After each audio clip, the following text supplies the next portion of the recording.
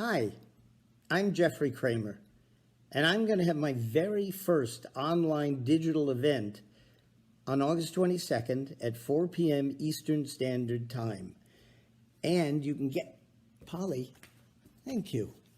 Oh, Polly, at fullempirepromotions.com. Thanks, Paul. fullempirepromotions.com. And it's going to stream live on their Full Empire Promotions Facebook and YouTube accounts. And you can pre-order video greetings and Zooms and pictures. Zooms are 5 minutes each, and they get emailed to you, and I hope you'll come. It's on the 22nd at 4 p.m. Eastern Standard Time, and you honor me by coming, and I would love to honor you back by having some fun with you and hopefully sharing some memories. And I like to give back. You guys give me a lot. Okay, come on, get out of there. Take this stuff back to the office and get to work on those signs. All right. Beach is closed, no swimming. By order of the Amity PD. And let Polly do the printing. What's the matter with my thing? Let Polly do the printing. So, fullempirepromotions.com, and trust me, I'm not letting Polly do the printing. Suck on this, you son of a bitch. Hey, asshole! You look.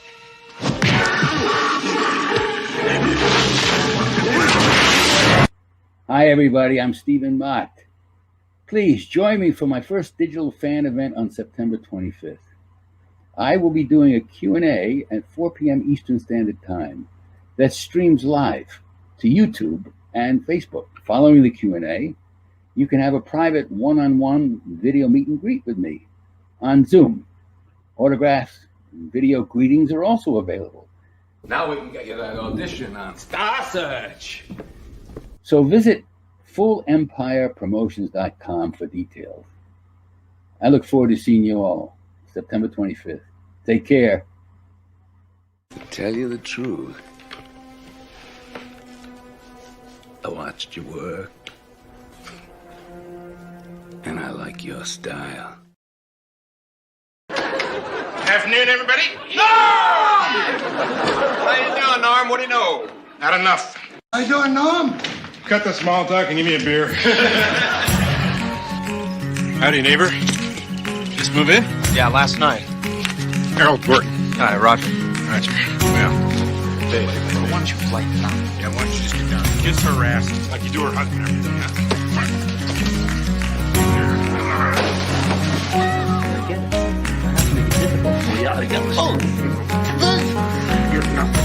You're a worthless piece of shit. That's something you should have learned. Real good.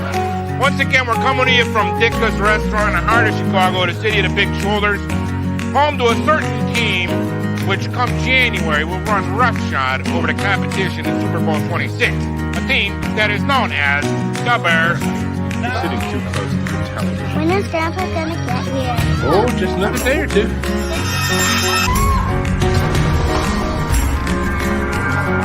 What do you say?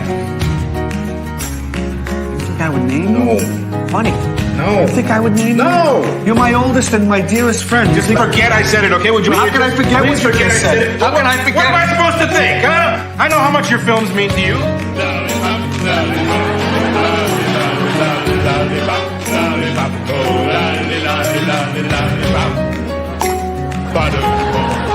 Afternoon, everybody. Oh, no! How's life treating you, Norm? He caught me in bed with his wife.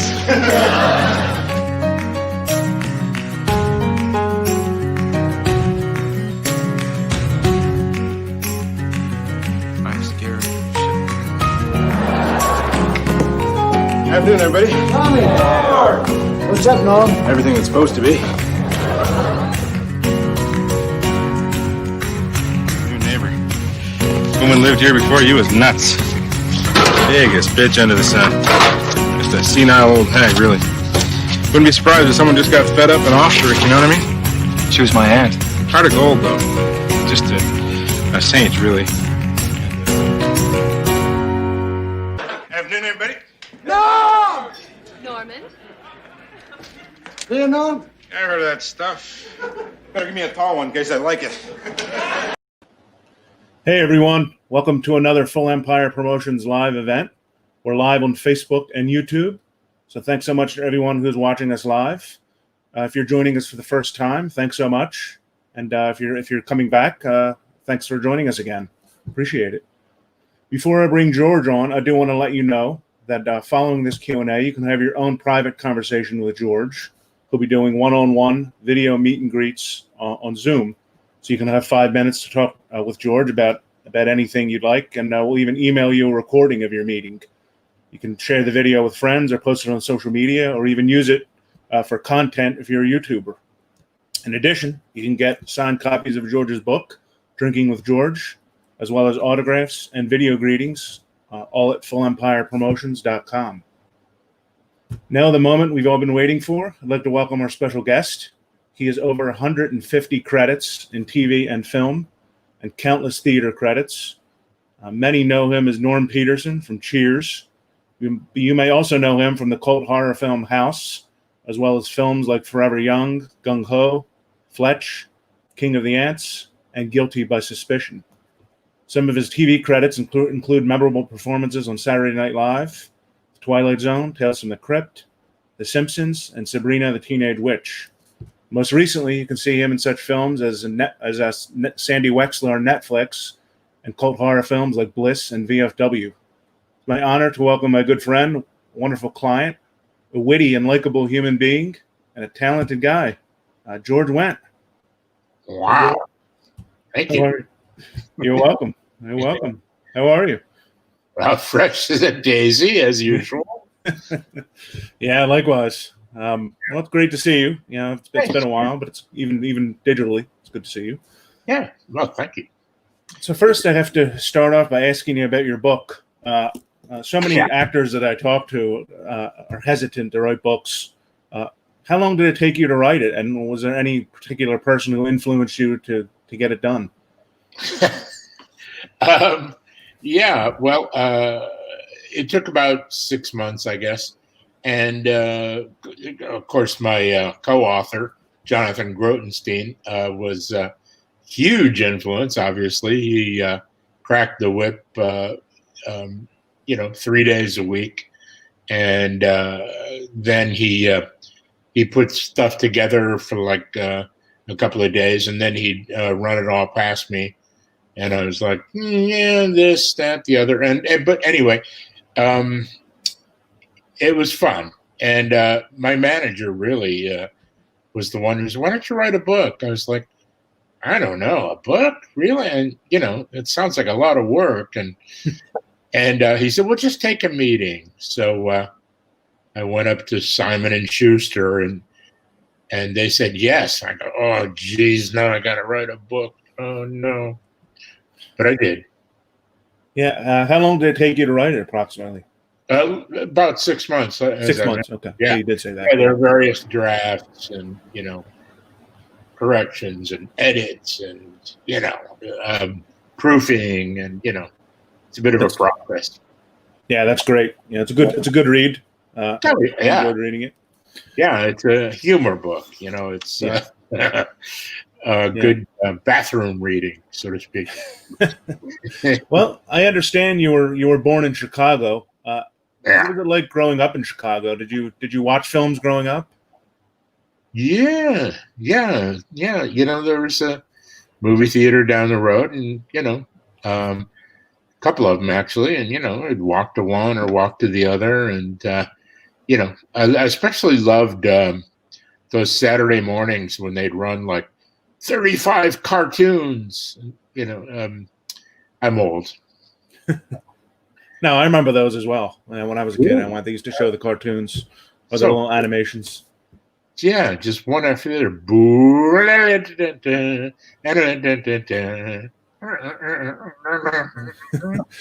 And they would even show those before a horror film, which is even funnier. Yeah, it would just be before any movie. Oh man, the horror film that really got me though was Horror of Dracula in a theater.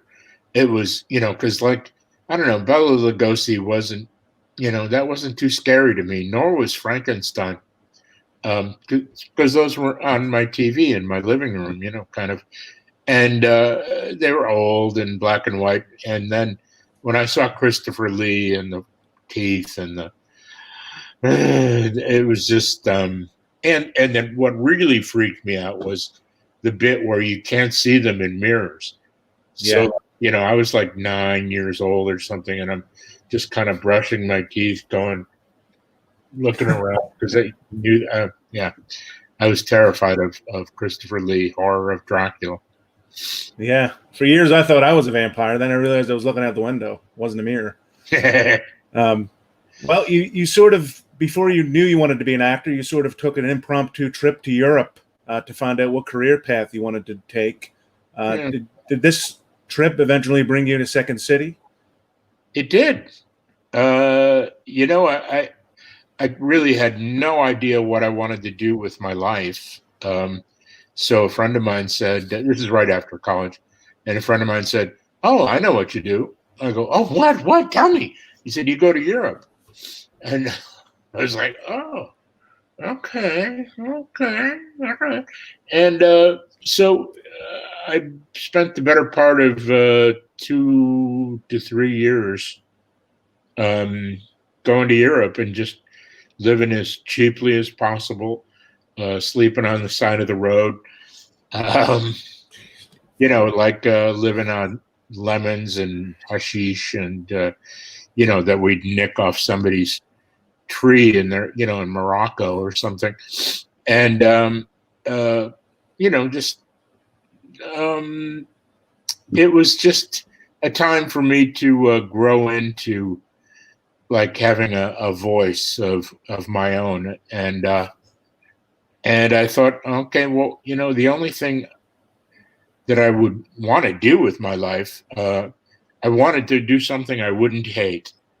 And I thought, I'd been to Second City and seen the shows there, and I thought, wow, if I could do that, I bet I wouldn't hate that.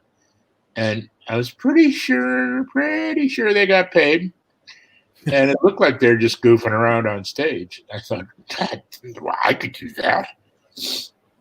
Anyway, yeah, I'm reminded later afterwards, Bob Odenkirk was speaking at a little charity roast of me, and he said, he shared with the audience that, you know, I used to go to Second City when I was, George Wendt is responsible for my career. I used to go to Second City when I was in college, and I saw those guys up there, and I thought, oh man, wow, Belushi and John Candy, and wow, I could never do that. And then one day I went up there and I saw George Wendt on stage, and I thought, oh hell, I could do that. And so I'm responsible for Odenkirk's career. Well, he's a great actor, so it was a good inspiration. Yeah. You know? So who were some of the guys that you saw on stage that were inspiration that made you kind of want to do it? Well, John Belushi, Joe Flaherty, Eugene Levy, Dan Aykroyd, Wow. Candy, John Candy, Peter Boyle, David Steinberg, Robert Klein. Wow. Yeah. Impressive group of guys. Yeah. Do you recall your first acting job? How excited were you? And were you looking for a certain type of role or just any work that came up? Well, my first acting job was Second City, actually. So that was good. I thought, man, this is amazing. You know, like, because I had the same job for 6 years, and that's not very. It's not the way it is for most actors. It's usually, you know, 6 days, 6 weeks, 6 months. You know, but this one was a keeper and lasted quite a while. Right. Cool. But I do remember my first commercial, and they said, yeah, just sit here. And I was a parking lot attendant. I think it was Oldsmobile or something. And I was meant to be sitting outside my little parking lot booth window. And a really ridiculously beautiful model gets out of a Buick convertible, or what Oldsmobile convertible, and I was just supposed to go like check her out and get paid for that. I was like, this is amazing. That's great. Yeah. One of your earliest TV credits is an episode of Taxi, where you played the exterminator. Yeah. You worked alongside greats such as Danny DeVito, Tony Danza, Christopher Lloyd. Did you know any of these guys already? No, I didn't know any of them. Did they give you a nice welcome to the show? Do you any memorable welcoming experiences? Yeah, they were pretty blasé. You know, it's just another guest. You know, on the show. Like, you know, there've been hundreds probably by that time. It was probably the third or fourth season of their show. Cool. We're gonna have people dropping in too, leaving comments. Like Paula saying hi. Oh, nice. Hi, Paula. Yeah, we got some people. Linda. Yeah. Hey, Linda. Jackie S. Oh, You worked on a fun film in 1984 called Dreamscape. Yeah. The film was directed by Joseph Rubin, who I'm a big fan of. He directed a great film called The Stepfather that I like, and The Good Son. Did you enjoy working with him? Do you recall if you'd call him an actor's director? You know, I find most directors to be really overwhelmed with the scope of their process. It's really, for the most part, unless you've got some really tricky, you know, scenes that need a lot of, you know, sort of actory direction, you're pretty left to your own devices, because they're looking at the big picture. They've got like endless procession of people saying, yeah, we need to do this, or yeah, we need to do that, you know, like set designers and you know, like all these the tremendous logistics of feature filmmaking, and you know, there's really not much time for you know, punk actors. So that I guess that's why they have assistant directors. Yeah. Did you get to spend much time with Max von Sydow on the film? I did, actually. You know, he was cool. I was so in awe, and I was really pleasantly surprised what a sweet, down to earth, warm guy he was. You know, sitting around with me, you know, it was it was very cool, and taught me a good lesson, you know. And it was also my first time that I was shot in a movie with a gun. Yeah. And yeah, and I'll never forget I was a little nervous about it, because the guy, the special effects man, is you know, he's taping this metal plate onto my chest. I took a 9mm automatic point blank in the chest, and by one of Christopher Plummer's henchmen, and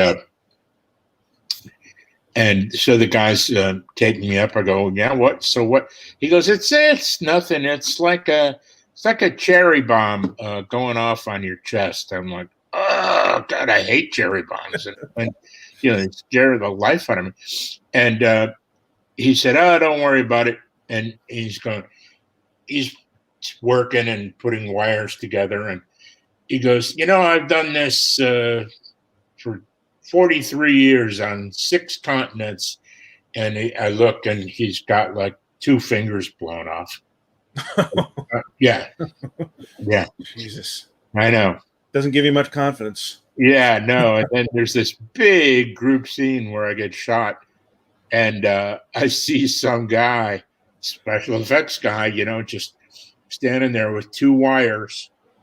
And, you know, I'm trying to like act, you know, and I see him out of the corner of my eye, just off to the side. And he's just waiting for the cue, you know, to like go like that. And then there goes my chest. So I don't know if that's still the way they do it, but Yeah, I'm sure probably a lot of CGI now too. Yeah, probably. And I want to mention Fletch. You worked with Chevy Chase on that, and Yeah. one of my all-time favorites, Emmett Walsh. Oh yeah. Do you recall how you got the part for this?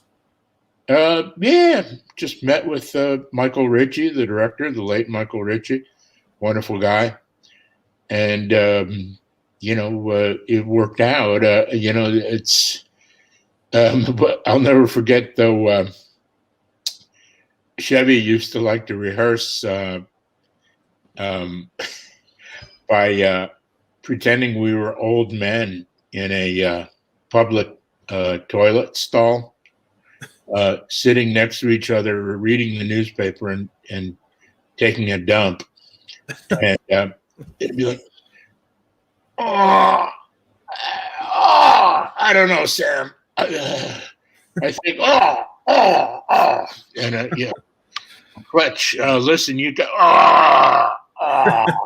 it was, Well, it seemed to work. yeah. I was introduced to you by I was introduced to your work, I should say, by watching a film called House. I believe this is one of the very first horror comedies. This was directed by Steve Miner. Yeah. Did Steve ever tell you what attracted you to him for the role? No, but it's funny because I really, horror wasn't really, something I really responded to, that much, so I thought, oh man, do I really want to be in a horror film? And then I realized it was a comedy, really, and so that was a little more comfortable for me. But it's funny how the things you least expect to be something that works. It's really hard to make a movie work, and House really, really worked. It did. Yeah. Well, William Katz, one of my dear friends, and you guys had such great chemistry on screen. And I've spent time with both of you off screen. You kind of have that same chemistry. Yeah. Do you remember shooting the closet scene with the raccoon? Yes, I do. Had to be a lot of fun. Yeah, it was crazy. Such an education at the time. But it's funny. I was wondering. I should really talk to Bill about the new Perry Mason. I wonder if he liked it. Yeah, I haven't talked to him about it yet. I know Andrew Divoff is doing it, so he enjoys working on it. Oh, that's great. Yeah. I didn't think of that. He probably doesn't like it. Yeah, probably. But also, House, was this your first time working with animatronics, like pre-CGI, like the monster animatronics? And how did you feel about the effects once you saw the finished film?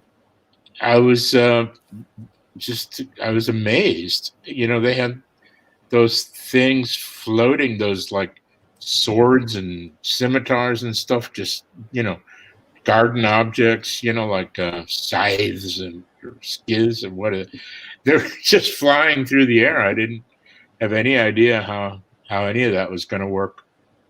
Right. Well, did they ever ask you to come and do the sequel? Because oddly enough, they hired your Cheers. Did. Yeah, they did. And I forget, I think I was busy with something else, and then they offered it to John, so that was cool. Yeah, that was fun. The Cheers connection there. Yeah. Well, that leads us to the role that you're most known for, Norm Peterson on Cheers. Yeah. Were you a beer fanatic before you got hired for this? Well, I drank beer pretty much, from the time I used to remember even as a child, my grandfather would come over and he would, send me to run off to the kitchen to get him a beer. And my reward was he would give me a sip. And I really liked it even then. So, it was just sips. I wasn't getting lit, as a child. But I liked the flavor. And who knew it would become my life practically, be the beer. That's me. Yeah. Jackie S is asking, what was the audition process like for Cheers? Did you have to drink like fake beer for the audition? No, but it was an interesting process, and I've got a better story about John Ratzenberger. But mine was they said, my agent called and said, look, these guys, remember on Taxi, Jim Burrows and Glenn Charles and Les Charles, they want to see you for this. And they'd like you to come in. And it's a small role, though. And I said, oh, okay. All right. Well, how small? Well, it's just one line, really. And I was like, okay. And, well, it's really one word. And then it was like, it's really one syllable. And the word was, of course, beer. And so they said, that's too small. You can't read that. Here, read this other role. And it was the role of George, which, was this guy who wouldn't leave. So I was going to have one more beer. So I read that, and they said, but I wasn't available. So I had to do the pilot as a guest star. I was tied up to a different show, also at Paramount. But then like 20, 30 years later, just a few years ago, like 3-4 years ago, I was at an evening with Glenn and Les Charles and Jim Burrows, and at UC Santa Barbara, University of California, Santa Barbara. And they go, hey, could you come by and be we're doing a symposium with film students. Could you be a surprise guest? And so I said, sure. So I'm sitting in the wing where they're on stage, and they're taking questions from the audience, and they go, now, did you have anyone in mind when you were writing Cheers? Any actors in mind? And they said, oh, God, no. Oh, no, we saw everybody in town. And, of course, I realized they were referring to Sam and Diane. So, they said, and then they eventually, after months and months of seeing everyone in town, they got Ted Danson and Shelley Long. And then they go, but Rhea, we had Rhea in mind, and George. And I'm like, how? Now I find out that, it was like they had me. Well, I guess I must have scored when I did that Taxi, I guess. So they remembered me, and that's why the character's name was George. And they changed it to Norm. But even so, Ratzenberger had a better one. He goes in for the same role of George, and you can tell it wasn't going too well. And so it's like, well, thanks very much, and thank you, thanks for coming in. And he's walking out the door, and literally, not figuratively, 1 foot out the door, and he turns around and pops his head back in. And he said, "Do you guys have a bar know-it-all?" And they said, "No. What do you mean?" And then he started improvising as the Cliff character, the know-it-all. Oh wow! And they laughed, and they wrote it in for him. So wow, that's pretty cool. So he wrote his own part. Well, they totally wrote it, but he suggested that a bar know-it-all might be an interesting addition to the cast. That's cool. Yeah. Well, everyone on the show seemed to get along very well. Like Cheers was a real family, and it's rare for a sitcom to have a main cast member pass away during filming. Right. When Coach passed away. How do you feel it impacted the show? Well, we were just completely devastated. We were all pretty young, and Nick was, about 20 years older than all of us, and we just, mortality wasn't on our radar that anyone was going to die.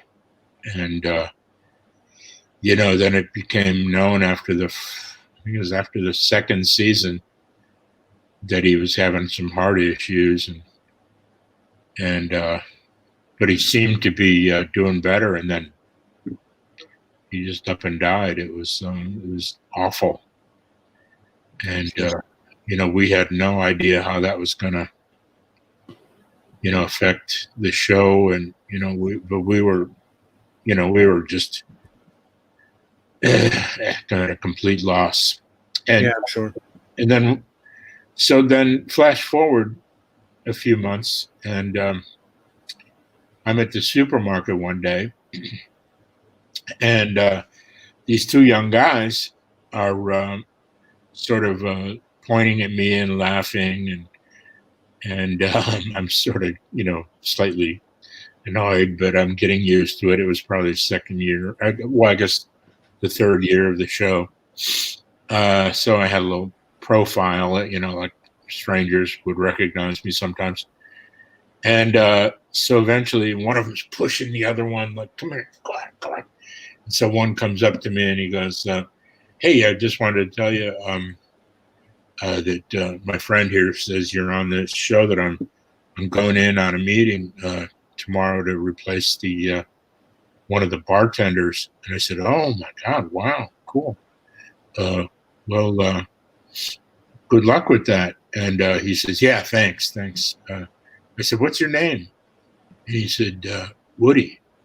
And I said, oh, no, not the character, because I knew the boy, the writers had told me that they were writing this character, Woody. And I said, no, not the characters. And what's your name? And he goes, Woody. I was like, okay, I think I might be seeing you tomorrow then. And sure enough, there he was. He got cast. Yeah. They wrote the character before they hired him? Just happened to. Yeah, the character was Woody Boyd. And he came in and just, Woody, he's just utterly charming. I mean, he came in, he's such a so guileless. He came in and pulled out a handkerchief and blew his nose. And they just fell over laughing at that someone would be so ridiculously clueless to walk into a room with these guys and pull out a hanky and just let a big ass goober blow out of his nose, and then he, yes, hi, yeah, and they were charmed from the get-go. That's great.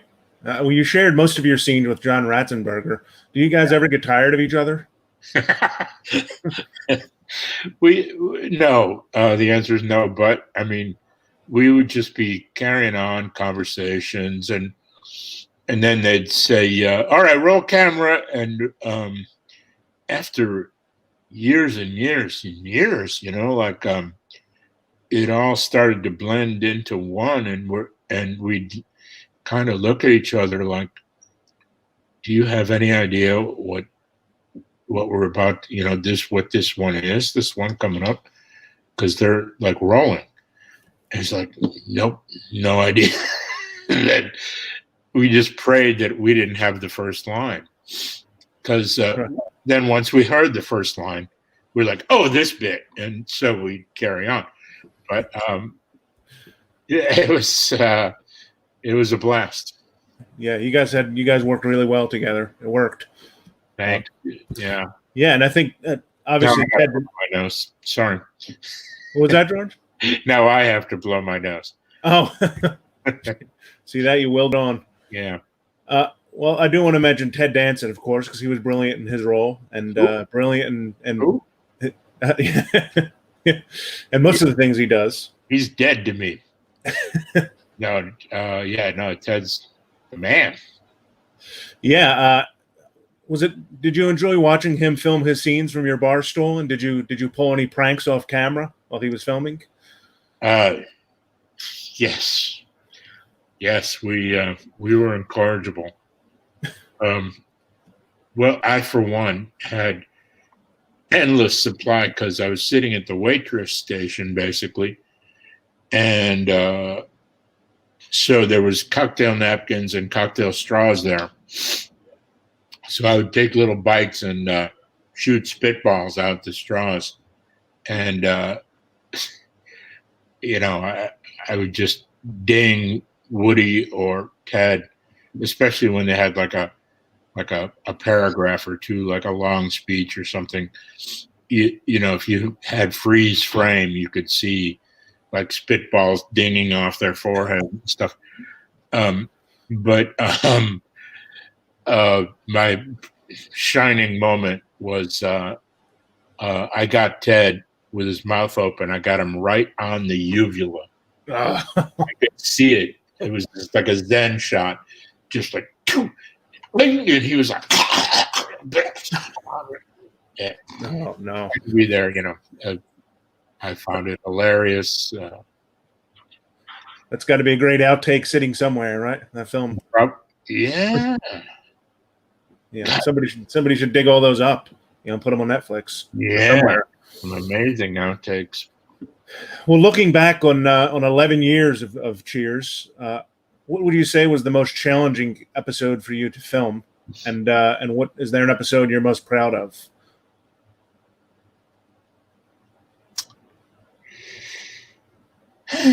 None of it was very challenging, I have to say. It was all it was 22 minutes, and 22 minutes divided by like 7 or 8 cast members. There really wasn't all that much to prepare or learn. Surely there was a challenge or two. Like I had to cry a lot. For some reason, they made me the hatchet man for this company that I worked for briefly, because I was mostly out of work. But they thought I was good hatchet man to fire people because I did it with such empathy and compassion. And I would burst into tears when I was firing them. So I had to, fire up like, real tears over and over and over in this episode, written by Heidi Perlman, Rhea's sister. Very cool. Yeah. Were you shocked that the series lasted 11 years? Yeah, of course. Right. Yeah, I mean that's like we were shocked that we got picked up for the second half of our first season. I mean, we were kind of, I think, dead last in the ratings.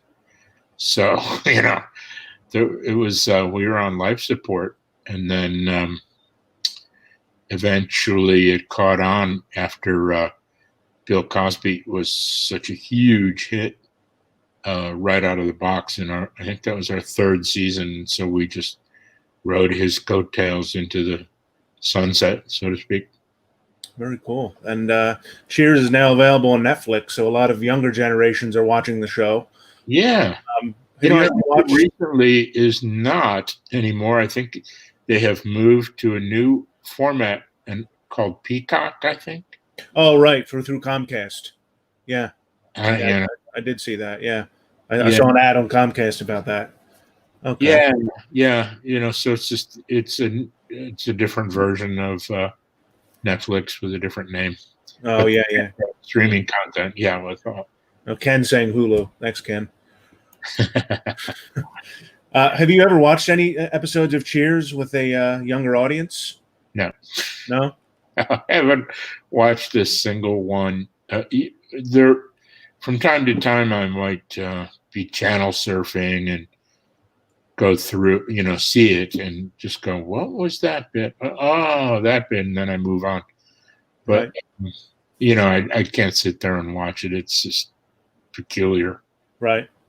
So your one-liners and when you walk through the door later became known as normisms. Yeah. Did they call them that on set, or did that come up later?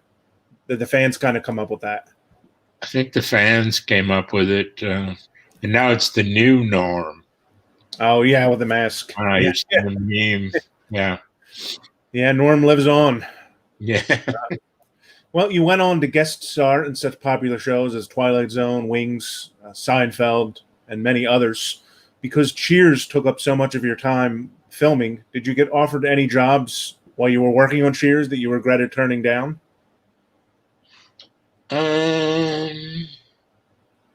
Not that much. It was mostly movies during the hiatus. People knew my availability just because they just knew. And when offers came in or interest, for other projects came in, it was generally around what they would suspect would be our hiatus times, which was, usually, May, June, July sort of thing. Cool.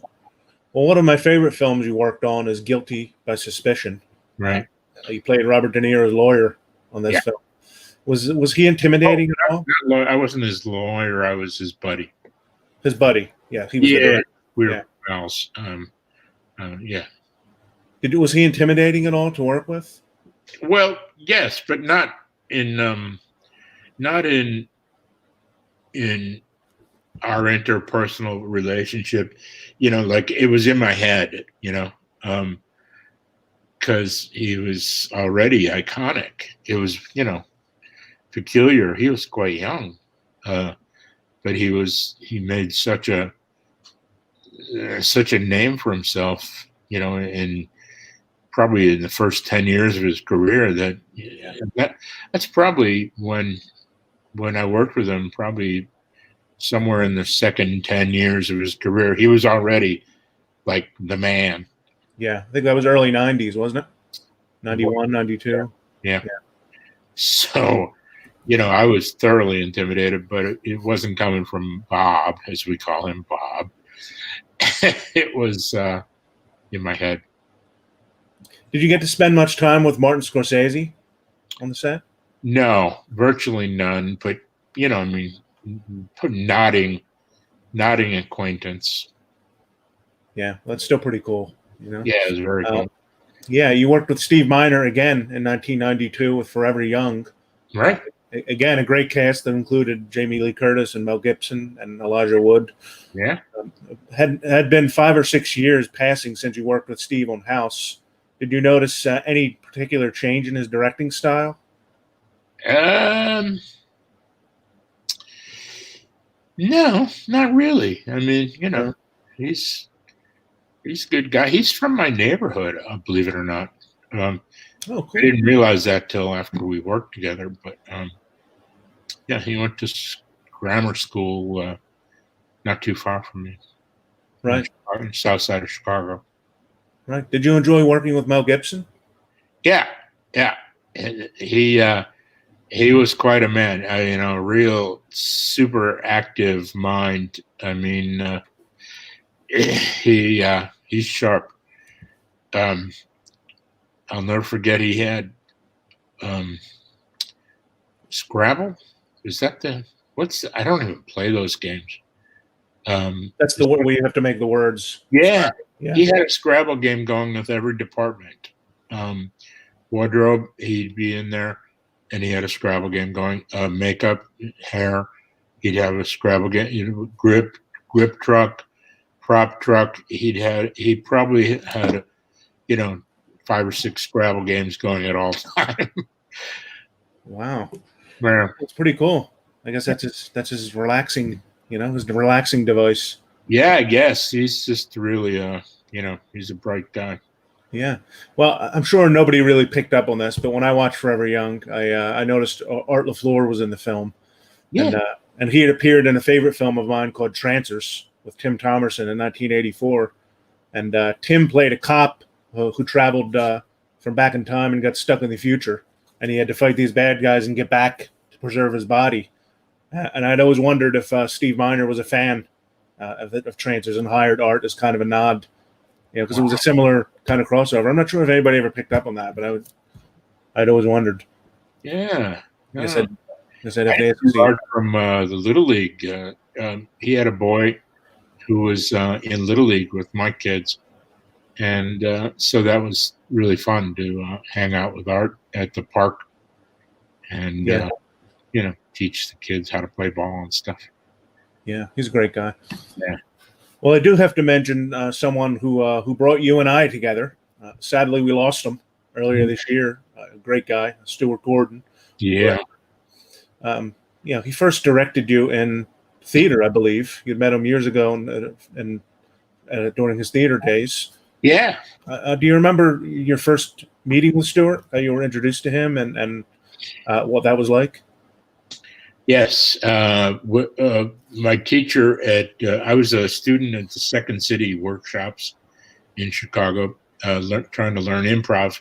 This is shortly after I got back from Europe, where I thought, I could maybe take these classes and see if I could get involved over at Second City. And one thing she told us about was the Organic Theater Company. And we got all the students had to go there and see these shows. They were so amazing. And so I did. And indeed they were. I was completely blown away by just the inventive, crazy rock and roll energy of this physical, vigorous, imaginative theater. And I learned from reading about Stuart in the newspaper that he said, yeah, theater was always so boring. I always thought to myself, movies are not boring because they show the action.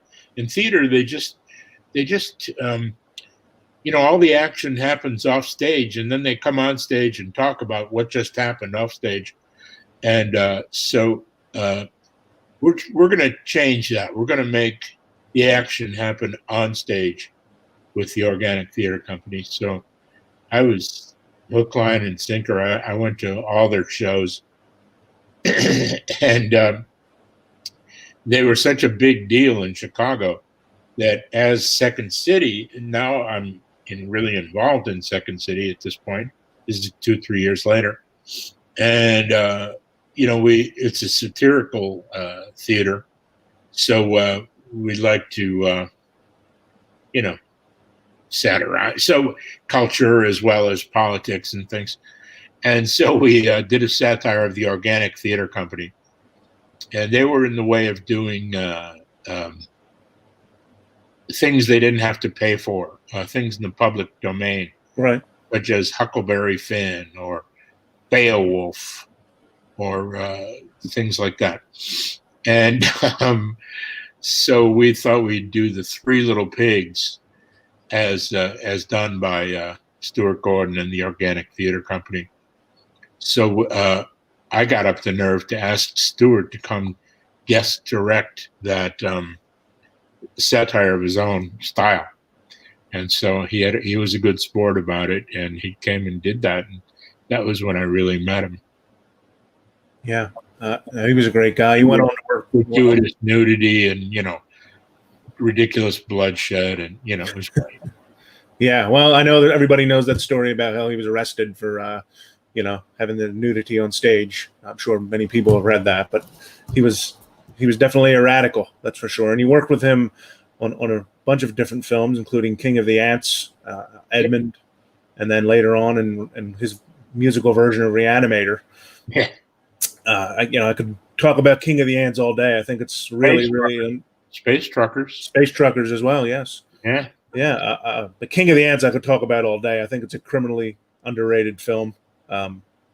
It's so weird, but it's so good. And do you have any stories? Do you recall of that getting the life cast? Yeah. Well, I was doing a pilot for a different kind of show, sort of a music show, in the UK, and the producers were looking at writers, and they said, here's a writer we like, you might consider his work. He doesn't have any TV scripts for us right now, but here's one of his novels. And I was just going to fly back to the States, and so I read this novel on the plane, King of the Ants, and I was just blown away. It's a very, it's a very powerful novel. And so I got in touch with him afterwards and said, hey, I don't know if it's going to work out for you on this pilot, but have you ever considered doing a movie of this novel? And he said, nobody will touch it. It's too weird. And I said, yeah, well, I think I might know somebody. So I gave it to Stuart, and he was duly impressed, and he wanted to do it. And when we got, we had to make some tweaks from the novel. We set it in LA instead of London, and various other tweaks. And so the script now is going to various movie studios through Stuart's agent, and the feedback we constantly got was, I couldn't put it down. This is amazing, but we could never do this. And so after a couple or three studios passed on that basis, I gave it to my wife to read, and she's a very savvy, theater pro herself, and she gives it back to me, and I said, "What do you think?" And she goes, "I don't know who you are anymore." So Stuart goes, "Well, there's our pitch." I gave it to my wife, and she said, "I don't know who you are anymore." So eventually, we got someone to do it. Yeah, that's great. I never looked at Kari Wurra the same again, after that movie. Well, I want to skip ahead a little bit and talk about your work with John Landis. You worked with him. I always wondered why you never worked with him back in the day, because it seemed like you fit in well with his stable, of actors that he used. Yeah. But you finally did work with him on one of the best episodes of Masters of Horror, Family, and also the Michael Jackson video. Yes, Black or White. Yes. What was it like with John? He seems like he'd be hysterical to be around. Well, he really is. I mean, he's got stories of old Hollywood.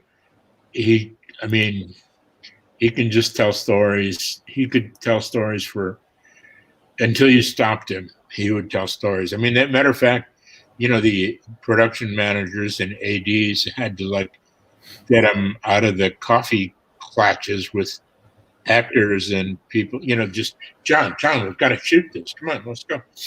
And because he's just so passionate about old movies and old Hollywood. But he put me in ridiculous situations. He shot me into outer space in the Michael Jackson video. In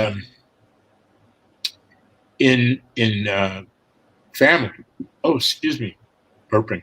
No worries. Family.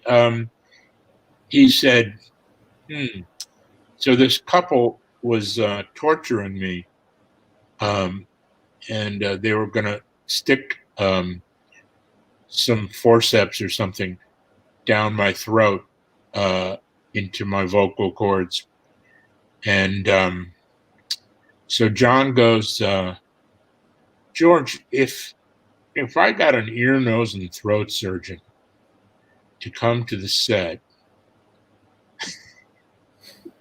yeah, John, yeah.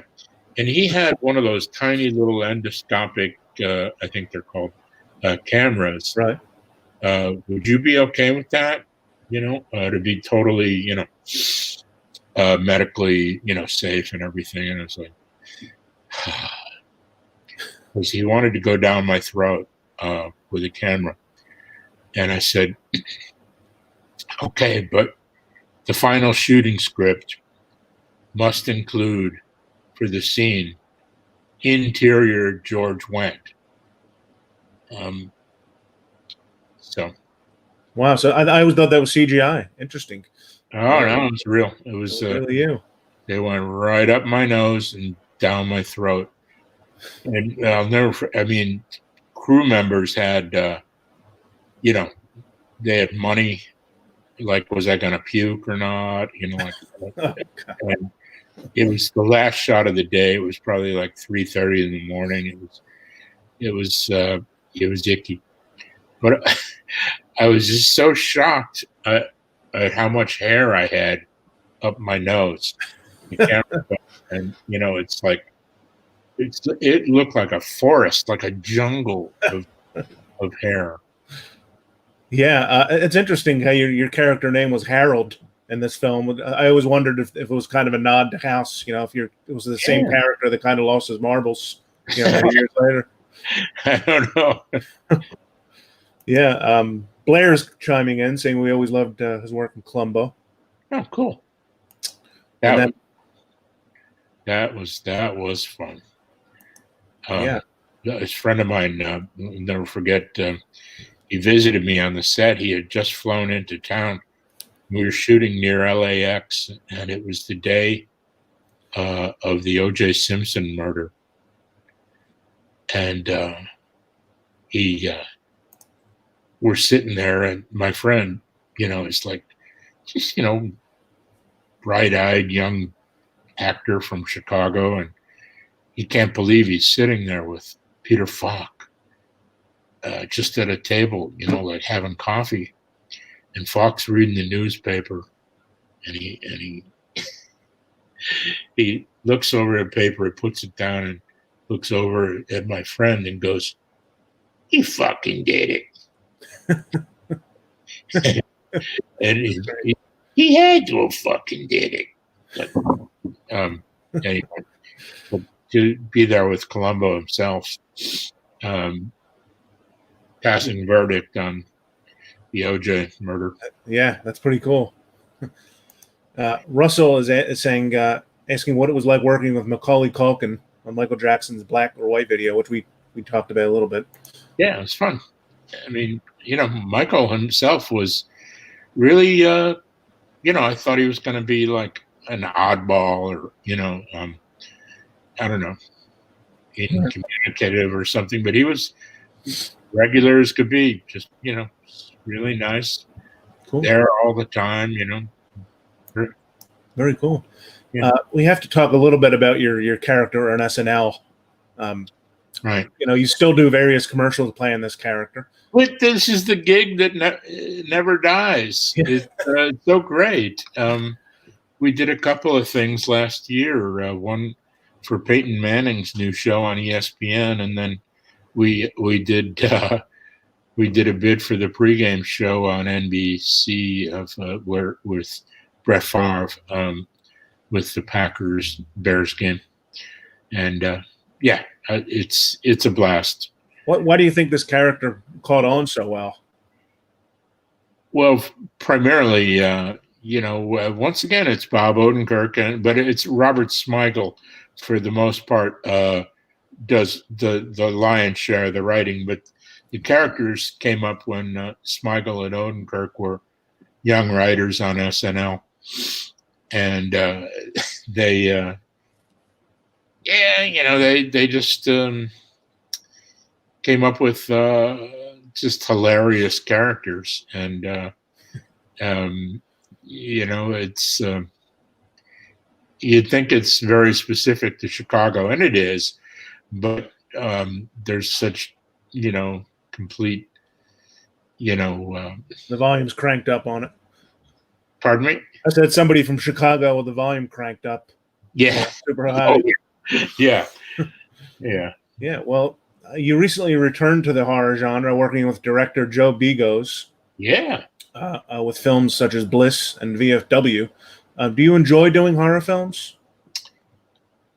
I do. Feature film work is rough, and doing I mean rough. I say rough. You think about these days, emergency workers in hospitals, and there's a lot rougher jobs. But I'm used to just like sitting there nursing a beer, and all of a sudden, you've got to like do these practical effects, with just gore and ooze and prosthetics, and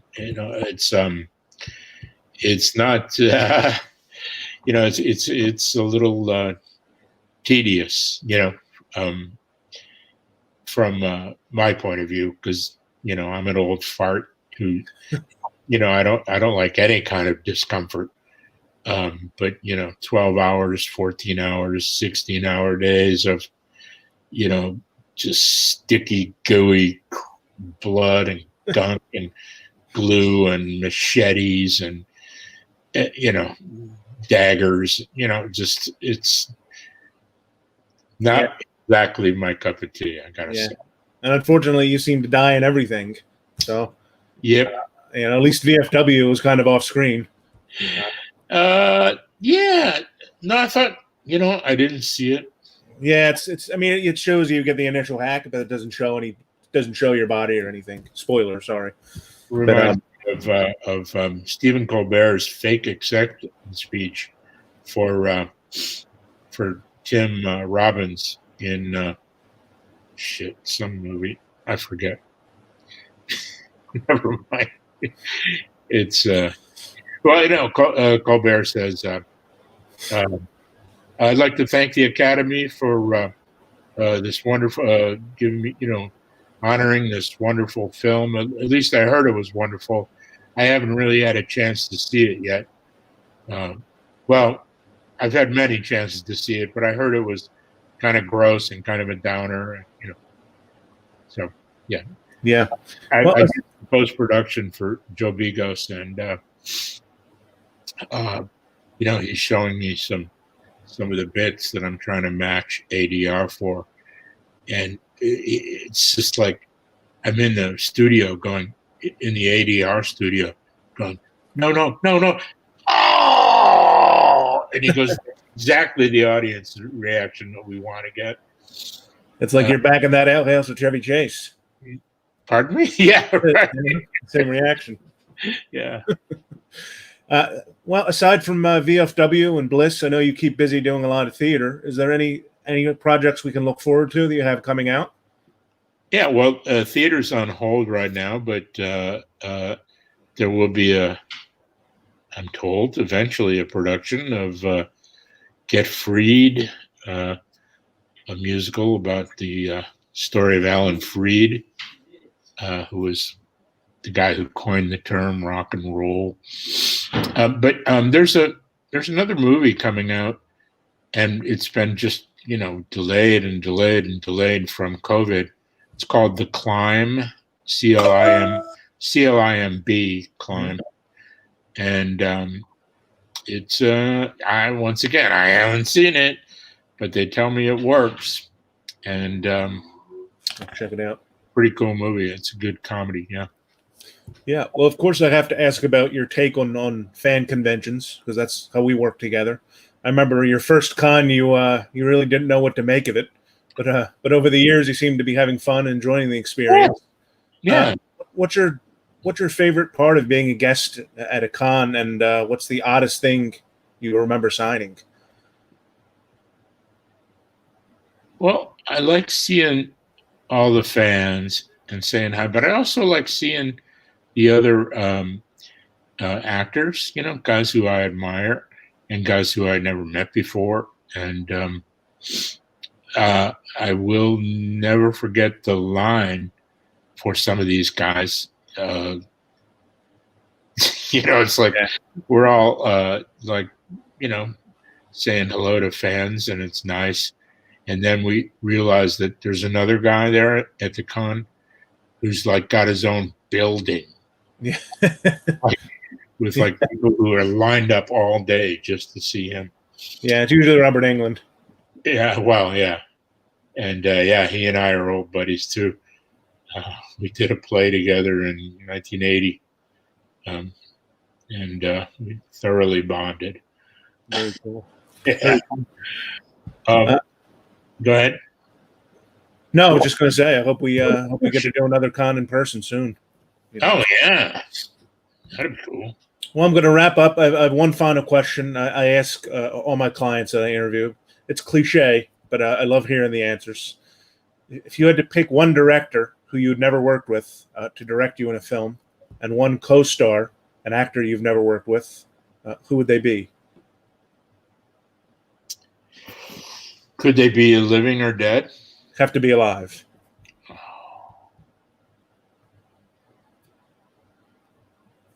Well, most people get stumped.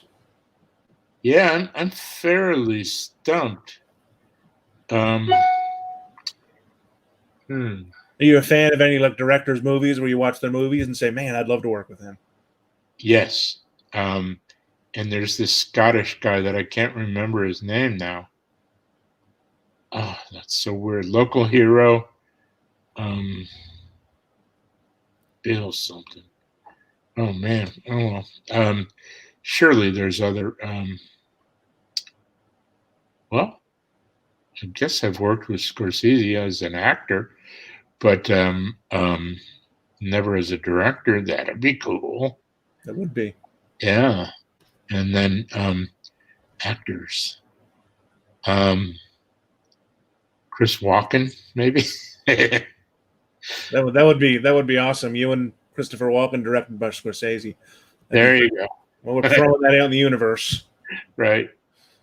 Well, I think that wraps it up, George. Thanks for doing this. It's been a lot of fun. Always great talking to you. Thank you. And we'll see you in a little bit in the Zoom session. Great. All right. Thanks, George. Bye. Bye-bye. George Wendt, everyone. He's always a joy to talk to. Thanks so much to everyone who watched along and asked questions. If you have a meet and greet booked with George, we'll see you shortly. If you'd like a session, you can still book those at fullempirepromotions.com. If you enjoy this Q&A, I'd strongly consider you getting a meet and greet and having a great memory with George, possibly once-in-a-lifetime opportunity to have a video meeting with him. If you've pre-ordered autographs from George, they'll be sent to him on Monday to be signed, so you should have those back in a few weeks. The Zoom meetings are only on sale today, but you can get autographs and signed copies of his books. Until further notice, they'll be available at fullempirepromotions.com. Thanks again, everybody. If you can, please join us again tomorrow night at 4 p.m. Eastern Standard Time for an evening with Jaws star Jeffrey Kramer. What a better way to celebrate the 45th anniversary of Jaws than hanging out with Deputy Hendricks. Check out fullempirepromotions.com for all upcoming events and signings. I really appreciate everyone who has supported the virtual events. We look forward to being together in person at a con soon, but for now, the virtual events have been a great alternative. I have fun doing them, and I hope everybody has fun watching them. Okay, thanks so much, everybody. Have a good weekend.